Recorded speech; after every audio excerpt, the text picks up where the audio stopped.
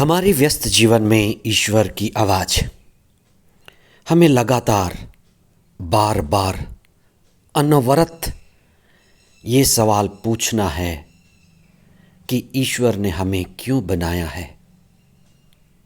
और जब तक हम उस ऊंचाई को नहीं पा लेते जो हमें पाना है, आत्मज्ञान, आत्मचेतना और परम आनंद, क्योंकि ईश्वर जो हमारा सृष्टि करता है उसने हमें अपने प्रतिरूप बनाया है, तो हमें उस ऊंचाई को पाना है, उस परम आनंद का अनुभव करना है। संत पेतरुस अपने दूसरे पत्र अध्याय 3 पद संख्या 9 में कहते हैं कि ईश्वर मनुष्य की मृत्यु से प्रसन्न नहीं होता, लेकिन वह चाहता है कि सब के सब पश्चाताप करें। वचन की इस गहराई पर हम चिंतन करें। ईश्वर चाहता है कि हम परम आनंद को पाएं, परम आनंद में जिएं, उसकी संगति में रहें। इसलिए ये चालीसा का समय मिला हुआ है। ईश्वर कदापि नहीं चाहता कि मनुष्य मरे, बुरी आदतों में गिरे और अपने आप को बर्बाद करे। चालीसे का 5वां सप्ताह, सोमवार 23 मार्च 2026। पहला पाठ नबी दानियल का ग्रंथ अध्याय 13 पद संख्याएं 41 से 62 तक और संत यूहन्ना का सुसमाचार अध्याय 8 पद संख्याएं 1 से 11 तक।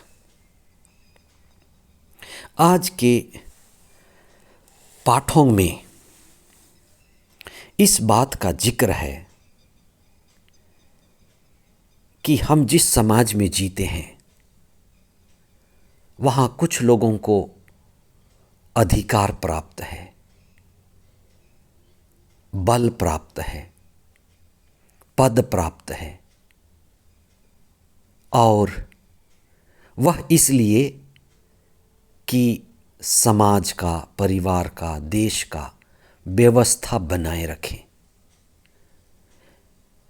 इसलिए कई बार जब अधिकारी या जिनके पास बल है वे ईश्वर विहीन होते, सत्य से दूर होते हैं, तब वे पद का, बल का और अधिकार का दुरुपयोग करते हैं।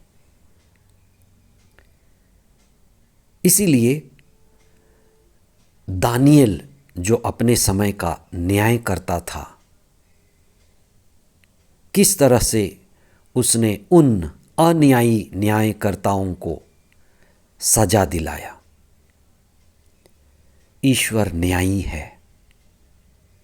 ईश्वर न केवल पिता है लेकिन वह राजा है, न्याय करता है। और कई बार पुरुष प्रधान समाज में किस तरह से महिलाओं को निर्बल मानकर, असहाय मानकर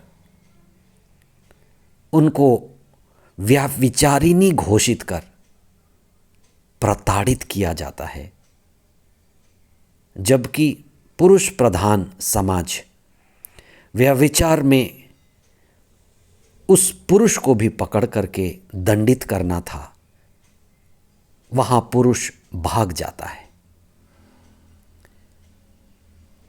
आज के सुसमाचार में उन लोगों का जिक्र है, छोटे और बड़े सब पत्थर लाकर पत्थर से उस पापिनी स्त्री को दफनाना चाहते हैं।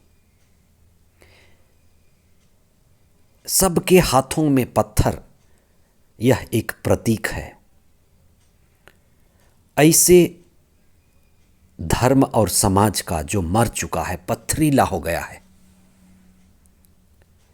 ऐसे परिवार और समाज और लोगों का जहाँ संवेदना मर चुकी है, धर्म मात्र नाम का है, कृपा विहीन लोग हैं, कृपा विहीन समाज है, समुदाय है, और लोगों का हृदय भी कठोर हो गया है, पथरीला हो गया है।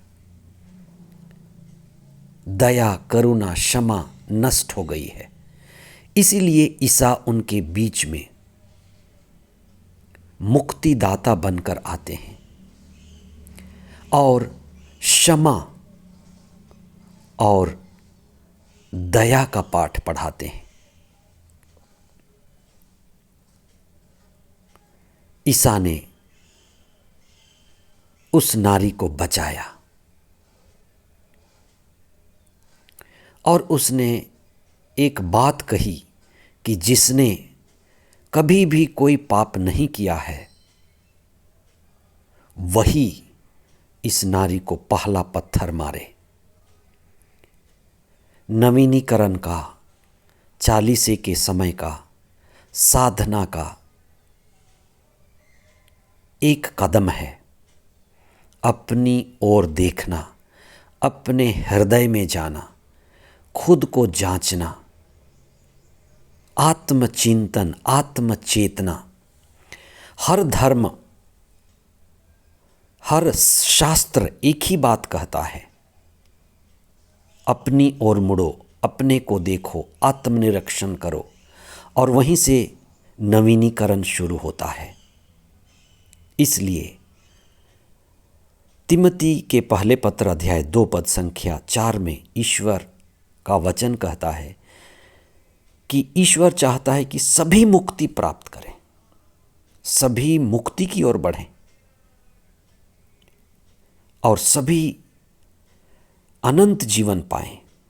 संत मत्ती के सुसमाचार अध्याय 18 पद संख्या 14 में प्रभु का वचन कहता है कि इन नन्हों में से एक भी नष्ट न होने पाए।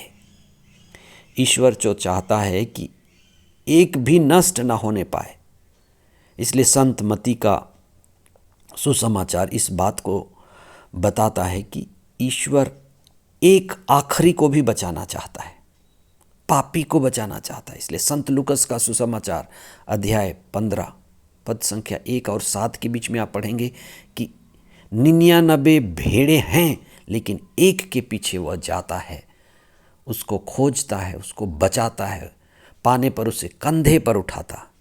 इसलिए ईश्वर की मर्जी, ईश्वर की योजना साफ है। वह मनुष्य की मृत्यु नहीं चाहता, वह मृत्यु से खुश नहीं होता, ईश्वर दुखी होता है। और ईश्वर चाहता है कि हम पश्चाताप करें और मुड़ें। इसलिए कुछ समय अपने आप को देखने, झांकने, आत्मचिंतन करने में समय लगाएं। चालीसे का समय आत्मखोज, आत्मचिंतन और आत्मचेतना का समय है। प्रभु में कृपा पाएं और प्रार्थना में बढ़ें। आमीन।